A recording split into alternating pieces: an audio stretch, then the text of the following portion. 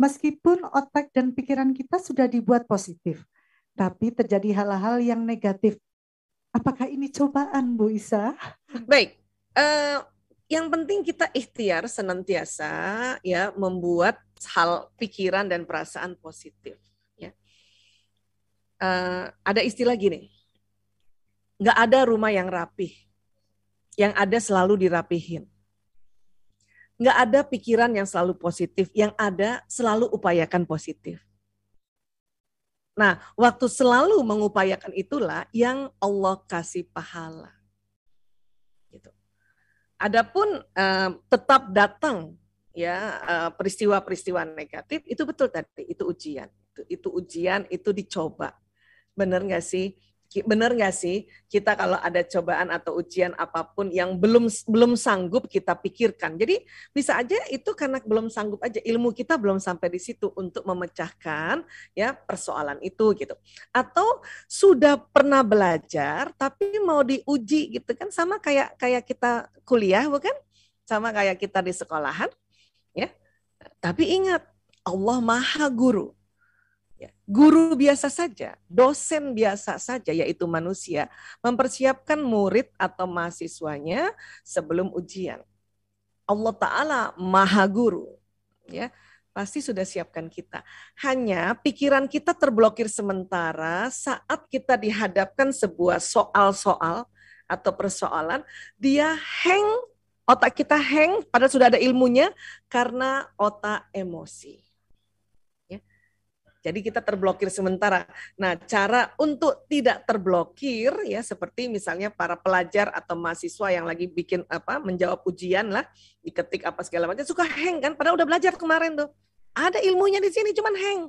Maka disitulah kita diminta untuk manajemen emosi, yaitu perbanyak tarik nafas, istighfar, duduk dulu tenang. Kalau mau nangis, nangislah. Nggak apa-apa gitu, karena misalnya aduh ini kok lagi-lagi misalnya nih ya, paling kesel perempuan itu ujiannya adalah soal perempuan lain ya. Nah ini nggak apa-apa ya Bu Isa ngomong gamblang gini ya. Nah paling kesel gitu, jangankan misalnya suami misalnya berselingkuh, suami ngomong sama sekretarisnya perempuan atau mitra kerjanya perempuan, dia lebih lembut ngomongnya dibanding ngomong sama istri. Allahu Akbar, pengen kita cubit Bu. Aku juga gitu. Tapi itu tadi sambil ngeliatin tuh ya suami saya ngomong sama perempuan itu sambil gitu. Tarik nafas. Astagfirullahaladzim. Gitu. Dan paling bagus sambil duduk langsung. Dan ayah Toto itu udah lihat dari jauh. Kalau dia lihat dari jauh, saya udah tiup-tiup tarik nafas, dia udah ngerti. Dia udah ngerti tuh bahwa oh dia istri saya nggak suka nih. Saya ngomong terlalu banyak sama perempuan di depan saya. Dia udah tahu juga tuh. Langsung dia datangin saya tuh. Bu Isa mau makan? Yes, berhasil. Atau dia lihat saya tiba-tiba dari berdiri cari kursi. Itu kode juga tuh. Ya. Bu Isa cari kursi berarti dia marah. Ya, dan nggak masalah, nggak apa-apa. Kita perlu marah. Supaya ngingetin, karena bapak-bapak juga kalau nggak diingetin, disangka kita nggak apa-apa. Takutnya kebablasan.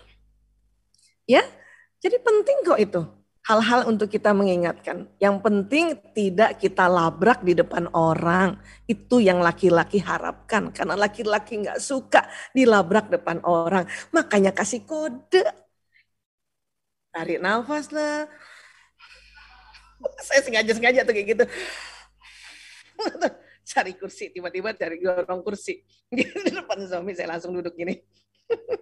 Kalau di rumah lagi dokter Irma saya, karena kan sabdanya Rasulullah, tipsnya Rasulullah, kalau duduk masih marah, rebahan. Nah kadang-kadang ada hal-hal yang saya susah banget itu, tarik napas 3 kali 9 kali belum bisa, saya rebahan langsung di lantai.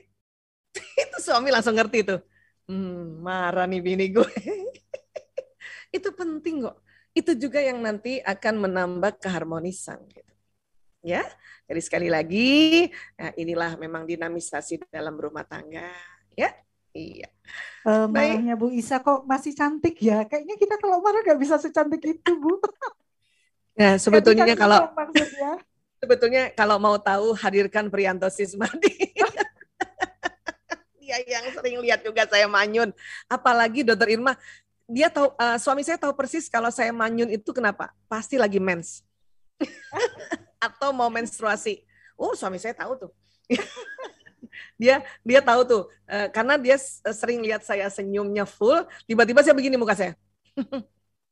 Miring sebelah. Dia tahu mau mens nih istri saya. Gak simetris ya Bu Isa? Senyumnya gak simetris. Iya. Kurang lebih kayak gitu. Ya.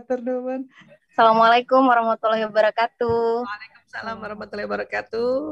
Jadi alhamdulillah ini sudah jalan 3 bulan saya menikah Ibu. Tapi memang ternyata sulit sekali ya Bu. Banyak sekali tantangannya seperti itu.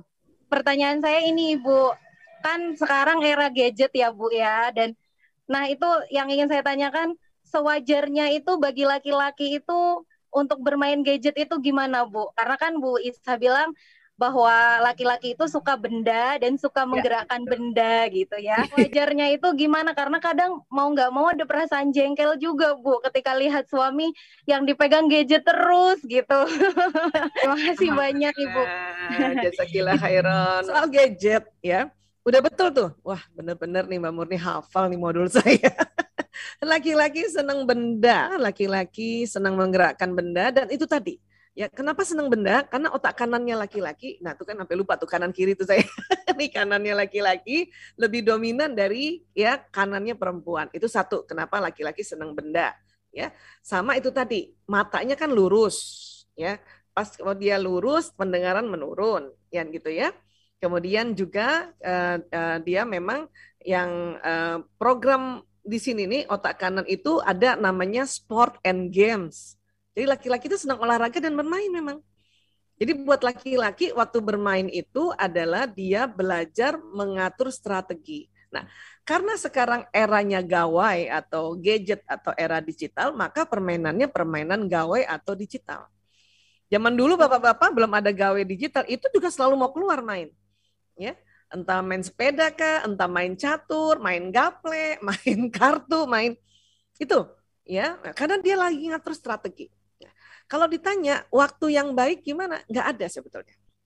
Jadi laki-laki selalu apa-apa bawa. Dulu juga Bu Isa kesel, kadang-kadang Bu Isa pengen banget umpetin gawenya si Ayah Toto itu. Pengen banget diumpetin. Ya, satu ketika saya nggak ngumpetin. Suatu ketika saya bilang, aduh, ya Allah, seandainya saya jadi gadgetnya, enak banget itu selalu dipeluk-peluk, dibawa-bawa tiap hari. Ya, nah sama. Jadi kecemburuan istri bukan hanya pada perempuan cemburu istri nih, terhadap gawai atau gadget itu wah seluruh dunia itu. Ya. Nah, sekarang bisa ada saingannya lagi nih selain gawai. Ya, Ayah Toto seneng motor, motor gede, ya, moge. Itu juga cemburu bisa tuh. Ya. Aduh, ya, dia hari Minggu pagi jalan-jalan sama motornya sendiri, kita nggak diajak. Itu memang begitu. Ya, kita senantiasa merasa nomor dinomor-duakan. Ya, artinya Mbak Murni nggak sendiri, tenang aja. Ya. Nah, namun kalau itu yang dipikirin terus ya, nanti kita baper. Nanti kita jadi overthinking. Nanti kita jadi lupa senyum gitu. Bu Isa setiap kayak gitu langsung selalu Bu Isa afirmasinya, oh laki banget gitu. 1, 2 masih kedengeran suara Dokter Irma? Jelas Bu Isa. Jelas ya? Oke, baik. Sebab di tempat saya agak menurun sinyalnya ya, mohon maaf.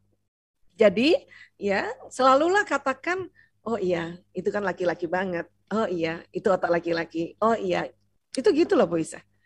Ya kalau ditanya tadi ada nggak tipsnya, gitu sampai sekarang ya. Insya Allah nanti 1 Februari 30 tahun Bu Isa berumah tangga dengan Dokter Priyanto Sismadi, gitu.